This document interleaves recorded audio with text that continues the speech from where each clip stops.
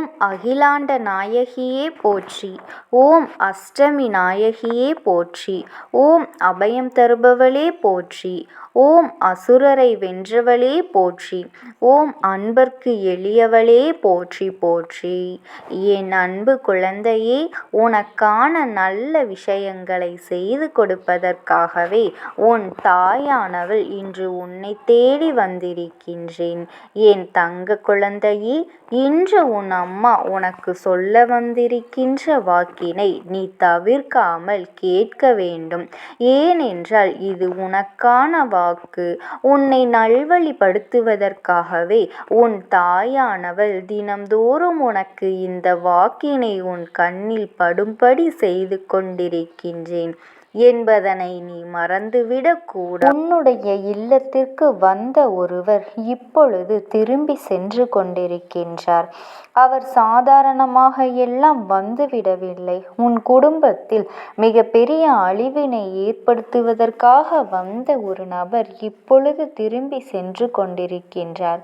நான் சொல்வதை கவனமாக கேட்டு இந்த அம்மா சொல்கின்ற வார்த்தையில் இருக்கின்ற உண்மைகளை எல்லாம் புரிந்து கொண்டு என் தங்கமே, அதிலிருந்து நீ தப்பித்து கொள்ள வேண்டும். இந்த அம்மா சொல்வதை கேட்ட பிறகும் கூட நீ எந்த ஒரு முயற்சிகளும் செய்யாமல் அப்படியே இருந்து கொண்டிருப்பாய். ஆனால் நிச்சயமாக அதன் பிறகு வரக்கூடிய எந்த ஒரு பிரச்சனைகளையும் உன்னால் சமாளிக்க முடியாததாக மாறிவிடும்.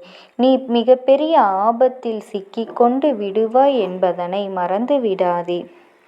என் செல்லமே, நான் எச்சரிக்கை கொடுத்த பிறகும் கூட ஒரு சில விஷயங்களை உன்னால் செய்ய முடியவில்லை என்றால் அதன் பிறகு உன் அம்மா எப்படி அதற்கு பொறுப்பாக முடியும் என்பதனை நீ புரிந்து கொள்ள வேண்டும். என் தங்கமே, இந்த வாழ்க்கையில் உனக்கு இத்தனை காலமும் கஷ்டத்தை கொடுத்த பொழுதெல்லாம் இந்த அம்மாவினை நாடி நீ வந்தாய் அல்லவா? உனக்கு ஒரு விஷயத்தை சொல்லும் பொழுது அது உண்மை என்று நீ நம்ப வேண்டும். எதனால் நம்ப வேண்டும் என்று இந்த அம்மா இத்தனை அதிகமாக ஒரு ஆழமான சிந்தனையை உனக்குள்ளே கொடுத்து கொண்டுதான் இருக்கின்றேன். எதற்கு தெரியுமா என் பிள்ளையே? ஒரு விஷயம் உன் மனதிற்குள் எப்பொழுதுமே தெளிவில் இருக்க வேண்டும். ஏனோதானோ என்று இருந்துவிடக் கூடாது. அது மட்டுமல்ல, தீய சக்திகள் நம்மை சுற்றி இல்லாமல் இல்லை. தெய்வ சக்தி இருப்பது எந்த அளவிற்கு உண்மையோ அந்த அளவிற்கு தீய சக்தியும் இருப்பது உண்மை. தீய சக்தி நடமாடும் பொழுதுதான் தெய்வ சக்தி வெளிவர வேண்டியதாக இருக்கின்றது. இல்லை என்றால் உன் வாழ்க்கையில் எந்த ஒரு பிரச்சனைகள் இல்லாமலும் அப்படியே இருந்திருக்கும். அப்படி இருக்கும் பொழுது உன் வாழ்க்கையில் அப்படி ஒரு தீய சக்தி வந்திருக்கின்றது. அது எதுவென்று உனக்கு சொல்லிவிடதான் இந்த தாயானவள் நான் வந்திருக்கின்றேன். என் செல்லமே, உன் இல்லத்தை நோக்கி ஒரு சக்தி வந்தது உண்மை. அது திரும்பி சென்றதும் உண்மை. மீண்டும் வர நினைப்பதும் உண்மை. அதனால் மீண்டும் நீ அது வரக்கூடாது என்று நினைத்தாயானால் இந்த அம்மா சொல்லக்கூடிய வார்த்தைகளை நன்றாக கேட்க வேண்டும். அந்த தீய சக்தியானது மீண்டும் வர நினைக்கின்ற விஷயத்தை உண்மையாக்குவதும் பொய்யாக்குவதும் உன்னுடைய கைகளில்தான் இருக்கின்றது. அது மட்டுமல்ல, உன்னுடைய இல்லத்தில் வந்தவர் யார்? எதற்காக உன் இல்லத்திற்கு வந்தார்? என்ன காரணத்தோடு வந்தார்? அவர் வந்ததால் அங்கே என்ன நடந்தது? உன் இல்லத்தில் என்னென்ன விஷயங்கள் நடந்தது என்பதனை எல்லாம் இப்பொழுது உனக்கு சொல்லிவிடுகின்றேன். ஒரு விஷயம் உன் வாழ்க்கையில் உனக்கு நடத்த காத்து கொண்டிருந்தது. உனக்கு வேண்டாத துரோகிகள் உன்னோடு இருந்து கொண்டே உன் வாழ்க்கையை அழிக்க வேண்டும் என்று நினைக்கின்ற இவர்கள் இப்பொழுது தேவையில்லாத சில விஷயங்களை எல்லாம் செய்து உன்னுடைய வாழ்க்கையில் நிம்மதி இல்லாமல் குழப்பத்தை ஏற்படுத்தி உன்னுடைய வாழ்க்கையை அழிக்க வேண்டும் என்று முயற்சி செய்து கொண்டிருக்கின்றார்கள். இதற்கு முன்பு வரை சில மனிதர்களை ஏவிவிட்டு முயற்சி செய்த அவர்கள் இப்பொழுது வேறு ஒரு யுக்தியை கையாண்டு இருக்கின்றார்கள். அப்படி அவர்கள் செய்த முயற்சியின் பலனாகத்தான் ஒரு தீய சக்தி உன்னுடைய இல்லத்தை நோக்கி நோக்கி வந்துவிட்டது. அந்த தீய சக்தியை அவர்கள்தான் அனுப்பி வைத்திருக்கின்றார்கள். அந்த தீய சக்தியானது உன் இல்லத்தை நோக்கி வந்த பொழுது இந்த அம்மா உன் இல்லத்தின் காவலாக நின்று கொண்டிருந்தேன். உன் இல்லம் நோக்கி என்னை அறியாமல் வந்துவிட்டது. நான் அதை அங்கிருந்து விரட்டுவதற்கு பல முயற்சிகளை செய்து கொண்டிருந்தேன். அப்பொழுதுதான் அதை புரிந்து கொண்டேன். அந்த தீய சக்தி ஒரு முடிவோடுதான் வந்திருக்கின்றது என்று. நாம் அதனை திருப்பி அனுப்புவதற்கு என்ன காரணம்? என் பிள்ளையின் இல்லத்தை தேடி வந்த அந்த தீய சக்தியை அழித்து விடலாம். எதற்கு அப்படியே திருப்பி அனுப்ப வேண்டும் என்று நினைத்த பொழுதுதான் அந்த தீய சக்தியோடு நான் பேசுவதற்கான வாய்ப்பு கிடைத்தது. உன்னை அனுப்பியது யார்? என்ன நடந்தது? எதனால் இப்படி ஒரு விஷயம் நடந்தது என்பதனை இந்த அம்மா நான் கேட்ட பொழுதுதான் அந்த தீய சக்தி சொன்னது, ஐயா, என்னுடைய வேலை என்ன? இதனை செய்ய வேண்டும் என்று சொல்லும் பொழுது அது நல்ல விஷயமோ கெட்ட விஷயமோ அதை செய்து விடுவதுதான் என் வேலை. இல்லை என்றால் எனக்கு வாழ்க்கை இல்லை. அதனால்தான் நான் இது போன்ற தவறுகளை என்னை அறியாமலேயே நான் செய்து விடுகின்றேன். நீங்கள் இந்த இல்லத்திற்கு காவலாக நிற்பீர்கள் என்பதனை நான் ஒரு சிறு துளி அளவு கூட எதிர்பார்க்கவில்லை. நீங்கள் துணையாக நிற்கின்ற ஒரு இல்லத்திற்குள் செய்வினை எப்படி நுழைய முடியும்? இது கூட தெரியாமல் இவர்கள் எப்படி என்னை அனுப்பினார்கள்?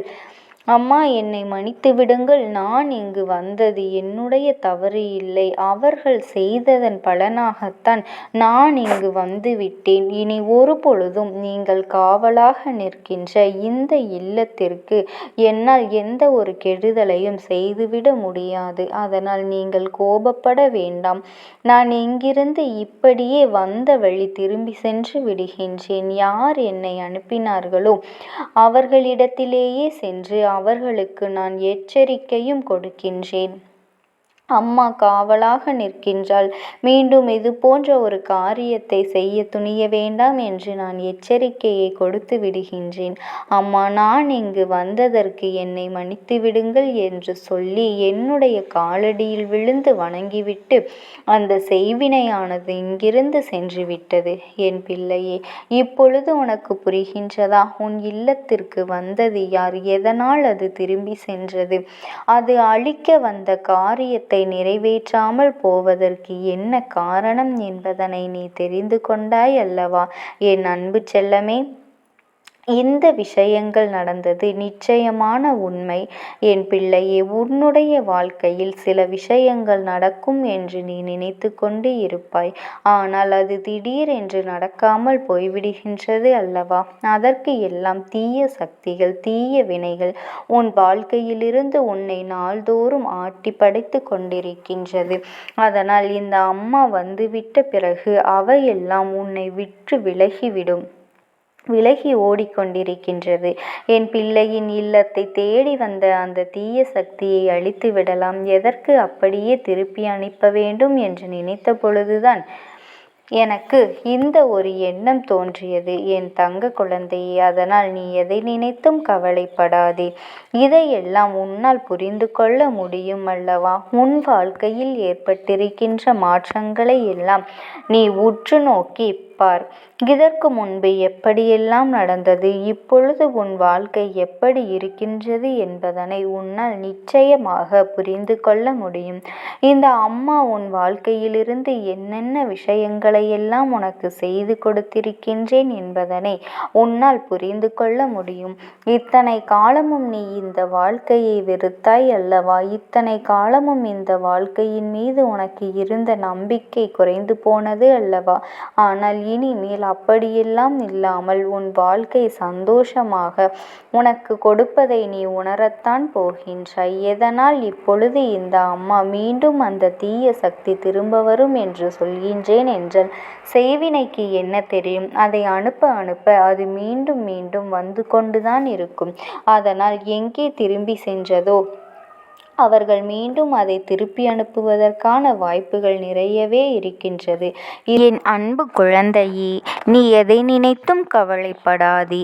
இந்த தாயானவளினுடைய அன்பும் ஆசீர்வாதங்களும் உனக்கு என்றென்றைக்குமே முழுமையாக கிடைத்து கொண்டேதான் இருக்கும். ஓம் சக்தி. சக்தி. ஓம் ஆதிபராசக்தி.